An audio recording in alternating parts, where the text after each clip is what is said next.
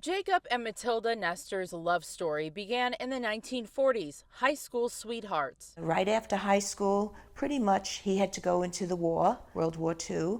So before he went, he married my mother. After the war, Jack and Dolly started their family. My brother was first, and then I came. They did everything together. The couple moved from New York to Miami in the 60s.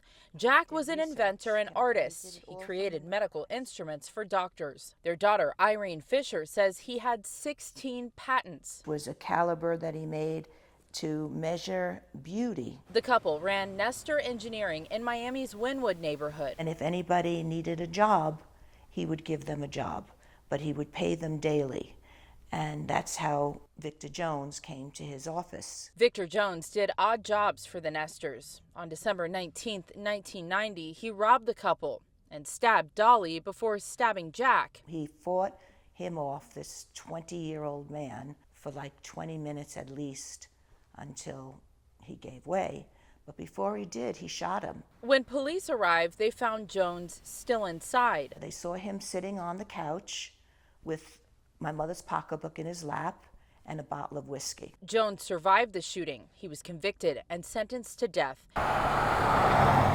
35 years later, Jones will be put to death, and Fisher plans to attend his execution. Yes. She says it will be closure. I do forgive him.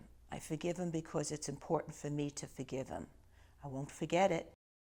Louis, like you mentioned, the 13th execution this year. There are two more on the books. It took about 11 minutes to execute Victor Tony Jones. He is convicted of killing a married couple back in 1990 in the city of Miami. Jacob and Matilda Nestor during a robbery. That was in December of 1990. Now, the married couple, they were in their 60s. They had owned an engineering company when this robbery took place. We did speak to the victim's daughter yesterday. She was here to witness this execution. She was front and center. When they asked Jones if he had any last words, he simply said, "No, sir," and that's when the execution began. Now, we are waiting for Irene Fisher. She has agreed to talk to the media after the execution has taken place. She's actually just pulled up here, so we're going to speak to her, and we'll have an update for you tonight at 9 and 11. And the victim's family, they decided to attend. They were front row, and when Victor Tony Jones was given the option to give a last statement, he decided not to give one.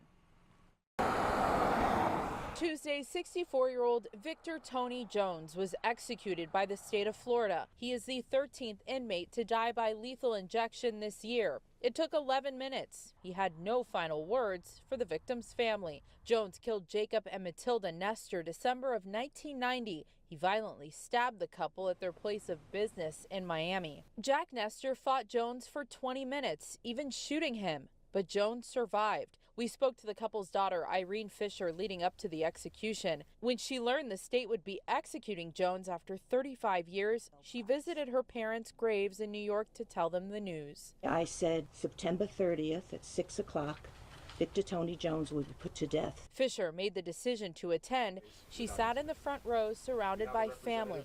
The state gives families the option to attend if they choose. No one from Jones' family came. But I'll tell you, after seeing what I saw tonight, I wish my parents had that opportunity to die so gracefully. Close your eyes and just go. They were violently killed. For Fisher, it was a sense of closure after more than 3 decades. I absolutely forgive him. He's done. I never have to hear his name again. And Florida is leading the nation in executions. There are 2 more on the books so far this year. We're live in Rayford. Bridget Matter, Local 10 News.